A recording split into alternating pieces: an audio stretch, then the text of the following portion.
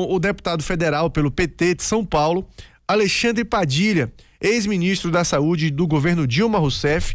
Ele moveu uma ação junto ao Ministério Público de Minas Gerais contra um grupo de políticos e empresários, a maioria ligada ao setor de transportes do estado, que teria comprado doses do imunizante contra a Covid-19 por iniciativa própria e se vacinado, driblando, inclusive, a lei brasileira. E a gente conversa com ele sobre esse assunto. Deputado, muito bom falar com o senhor. A gente agradece a disponibilidade de falar conosco na manhã desta terça-feira. Desejo um ótimo dia para o senhor. O que é que significa, na opinião do senhor, essa vacinação paralela desse grupo de empresários no momento em que o Brasil vive? A gente já tem aí mais de 300 mil vidas perdidas pela Covid-19 aqui no nosso país. Muito bom dia, deputado. Bom dia, Fernando. Eu queria, antes de mais nada, agradecer o convite da Rádio Princesa, dar um grande abraço a toda a Feira de Santana, a toda a região, todo o estado da Bahia, todos que nos ouvem em outros estados, em outros países, porque hoje ouve em tudo quanto é lugar, né? E um abraço especial ao meu colega de bancada, Zé Neto, porque hoje é aniversário dele, viu? Deputado federal aí de Feira de Santana, um grande companheiro, meu colega de bancada aqui, é aniversário dele, viu? Hoje de manhã cedo aqui a divulgação. Primeiro, né, Fernando, muito indignante, né, essa situação, esse episódio de empresários do setor de transporte, parece que junta também políticos de Minas Gerais, de fazerem, o que eles estão fazendo é um camarote clandestino da vacina, né?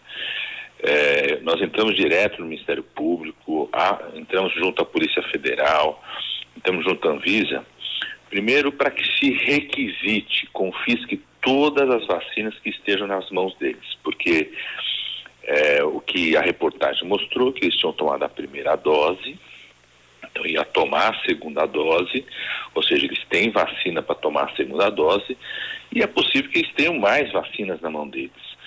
Isso é um tráfico de vacina, porque é o seguinte, Fernando, para você entrar com a vacina no Brasil, você precisa de autorização da Anvisa. Quem vai entrar com a vacina, o produtor, tem que pegar o que chama de uma guia de importação, que você vai lá, fala da onde é a vacina, aonde que foi produzida, qual que é o lote, até para a gente saber se a vacina é verdadeira, porque pode estar acontecendo de muito safado por aí falsificando vacina. É só botar um líquido no frasco, bota uma caixa lá, fala que é do lote X, né? Então, até para você ter controle se a vacina é verdadeira ou não, você precisa dessa guia de importação. A Anvisa vai lá, fica com amostras do lote para acompanhar se teve algum evento adverso, né? Em primeiro lugar, não existe essa guia de importação, ou seja, eles traficaram, enfim, trouxeram a vacina aqui para o Brasil de forma ilegal, como se fosse uma droga. Depois, dentro do Brasil, chegando a vacina aqui, essa guia de importação estabelece quem que vai ser o responsável por guardar essa vacina, acondicionar essa vacina, transportar de forma correta, porque a vacina pode ser boa, se não for bem guardada, não for bem refrigerada, você vai ter a situação dela se degradar. Então ela pode perder o poder dela, né, de defesa, tudo.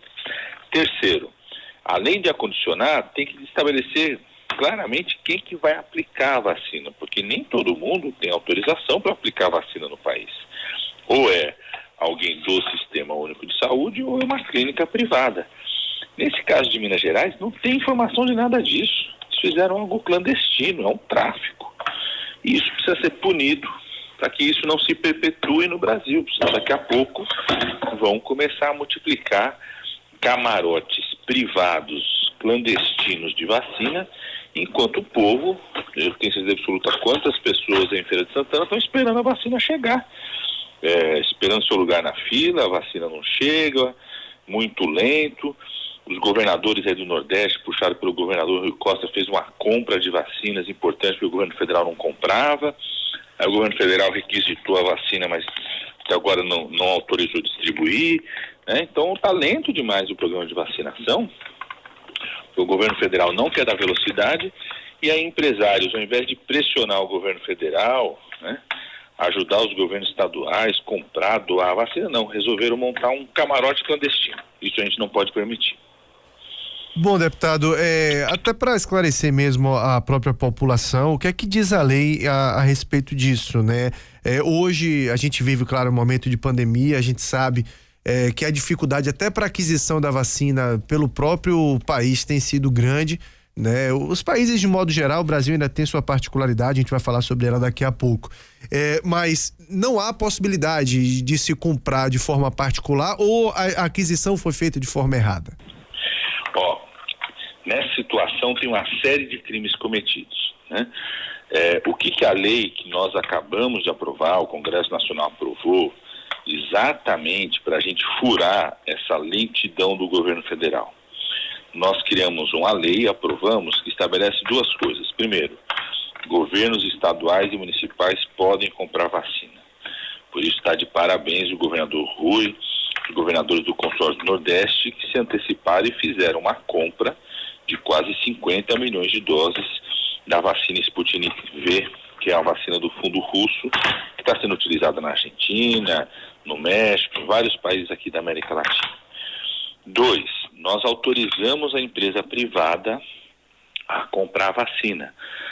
Só quando ela compra, o que ela tem que fazer? O que ela tem que cumprir? Primeiro, enquanto o SUS não alcançar a meta prioritária, tem idoso esperando para tomar vacina, tem profissional de saúde esperando para tomar vacina, tem pessoa que tem diabetes, doença no pulmão, doença no coração esperando para tomar vacina.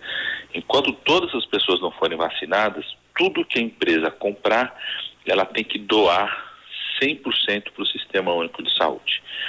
Segundo, quando o SUS alcançar a sua meta, aí a empresa tem que doar metade para o SUS, para ajudar que o SUS vacine os professores, os trabalhadores de segurança, os PMs, os guardas, os profissionais de assistência social, e ela pode pegar os outros 50% e organizar uma fila de vacinação dela. Por exemplo, pode vacinar os seus funcionários, pode vacinar seus familiares.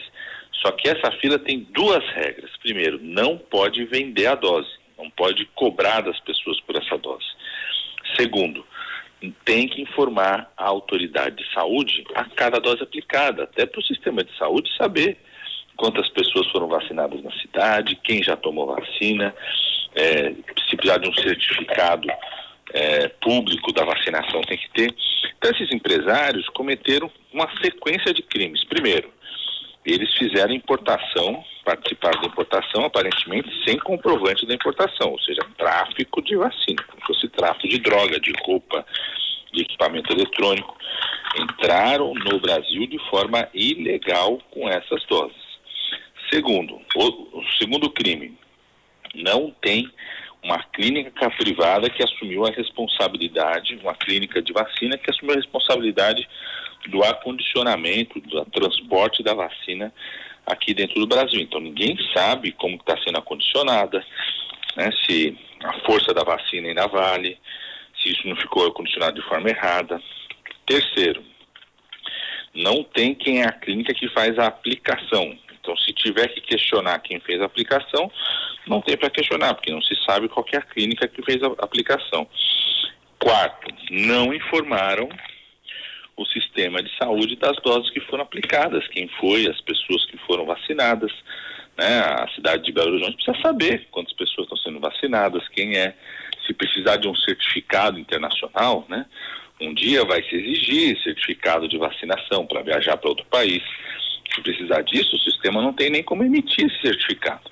Então tem uma sequência de crimes cometidos por esses empresários, parece que envolve políticos também em Minas Gerais, que precisa ser duramente investigada, por isso que a gente acionou o Ministério Público, Polícia Federal, porque senão daqui a pouco outros vão começar a achar que podem fazer o mesmo, né? E aí você, igual tem no carnaval falsificação de abadá, igual tem jogo de futebol, show, falsificação de ingresso, vão começar a fazer falsificação de vacina e começar a fazer camarote privado de vacina, sem ninguém ter a menor segurança se a vacina se é real, existe, além de furar a fila na vacinação, aplicando a vacina muito antes do que as outras pessoas estão esperando a vacinação.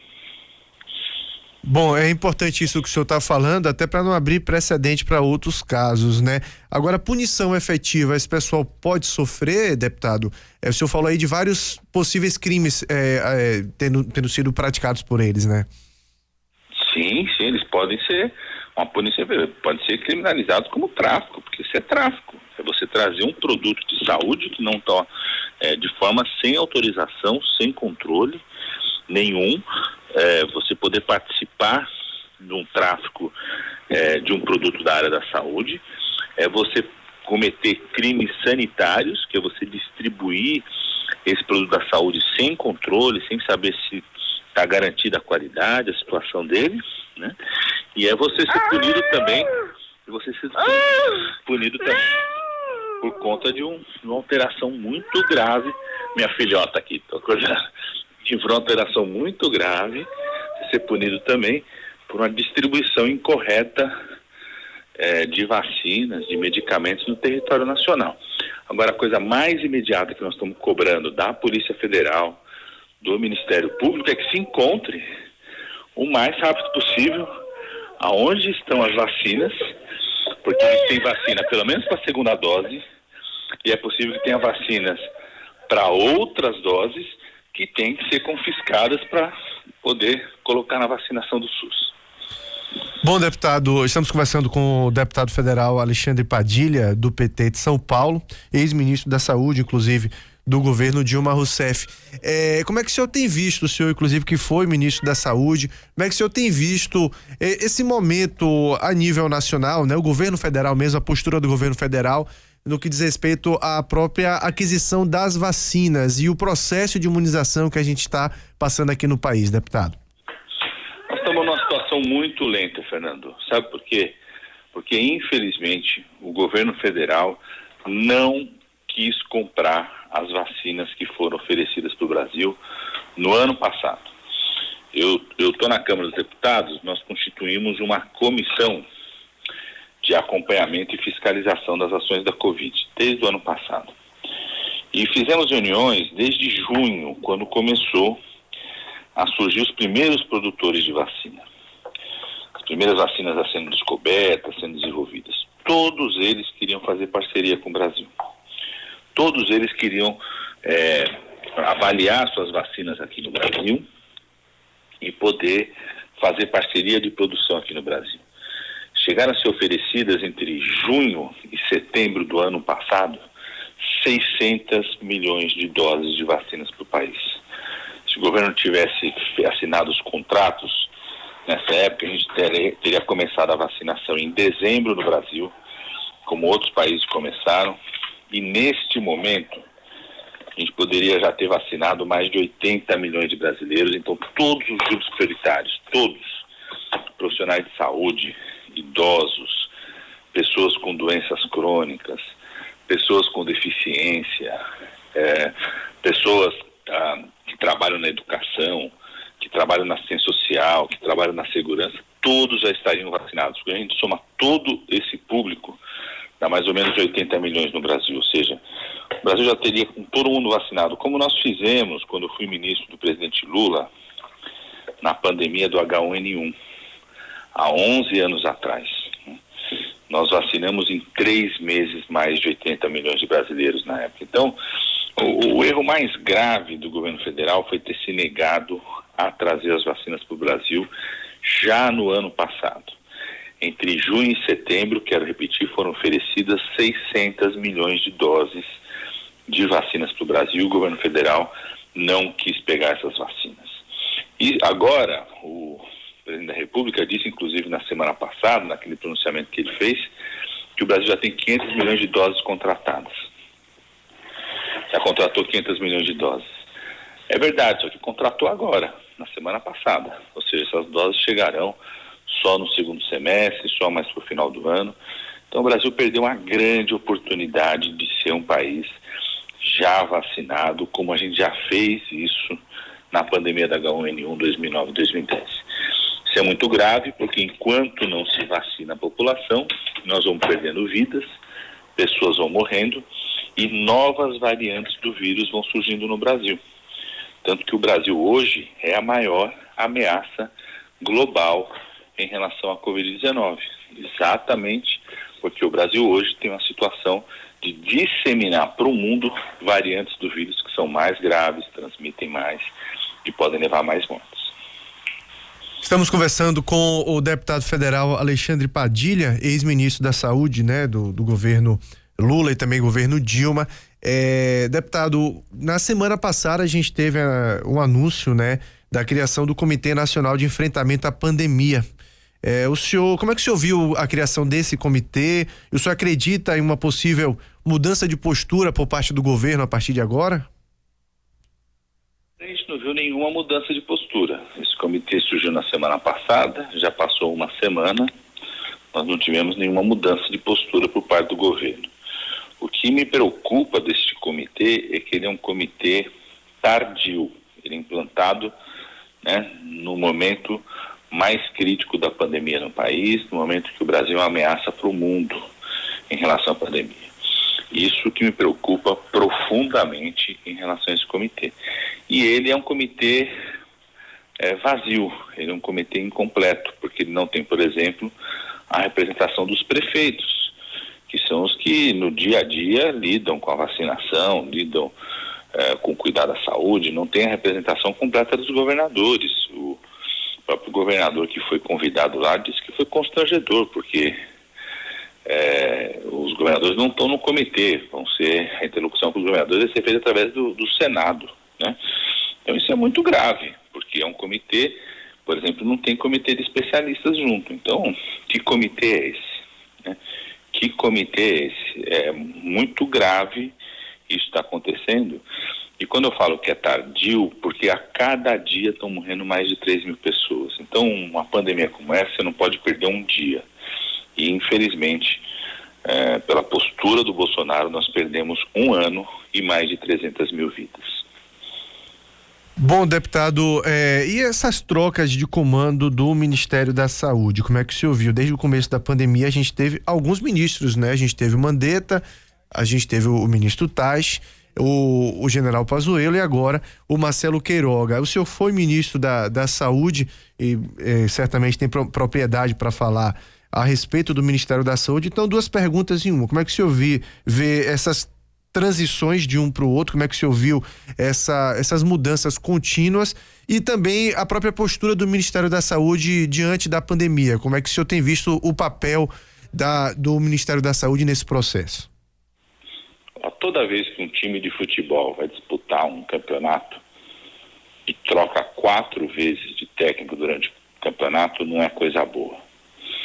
Imagina uma seleção brasileira disputando a Copa do Mundo, porque o que nós estamos enfrentando na pandemia é a Copa do Mundo, é a Segunda Guerra Mundial, é o evento mais importante, onde qualquer erro significa milhares de vidas.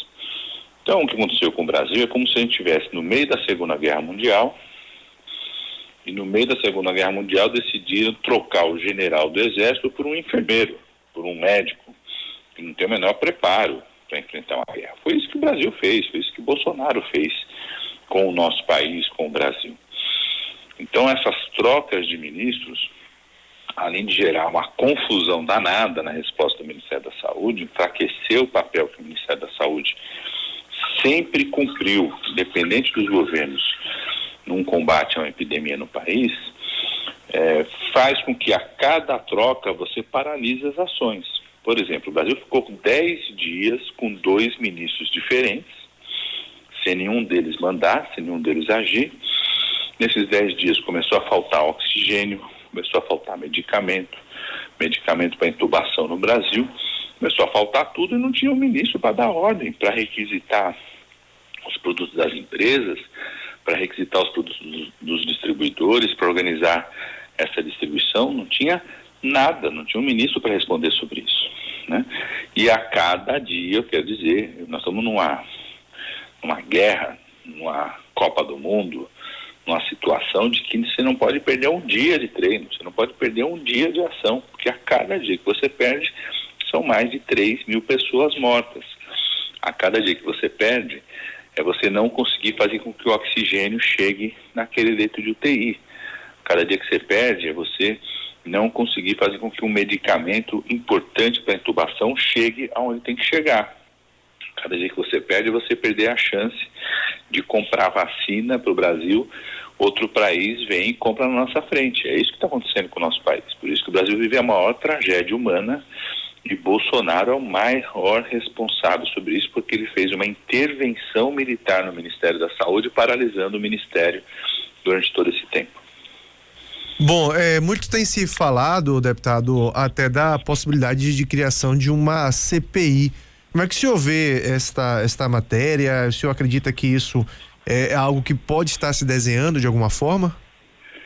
Eu defendo a criação da CPI, acho fundamental a criação da CPI da Covid-19, porque nós precisamos investigar coisas seríssimas que aconteceram.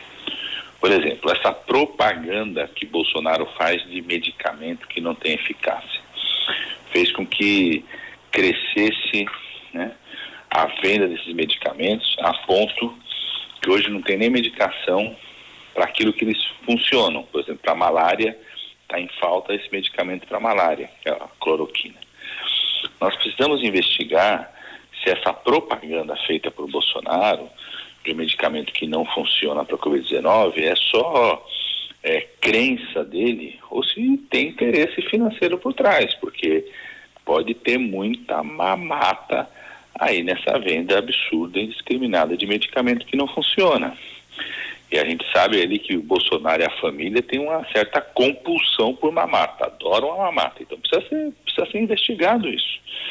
Nós precisamos investigar se esse atraso por parte do governo federal para comprar vacina não tem interesses financeiros por trás. Talvez possa ter interesse financeiro de empresário que quer vender vacina, que quer fazer o camarote da vacina, que quer fazer um mercado privado de vacina.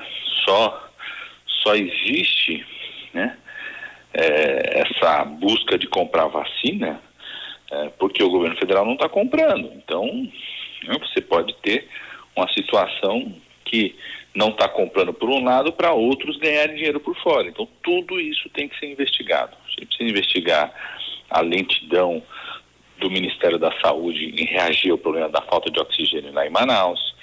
Temos que investigar esse ministro que saiu agora, o ministro das Relações Exteriores que saiu agora, né? A gente tem que investigar por que ele não quis assinar os contratos de vacina com a Organização Mundial de Saúde, por que não quis fazer parceria com a China para trazer vacina para cá em volume maior.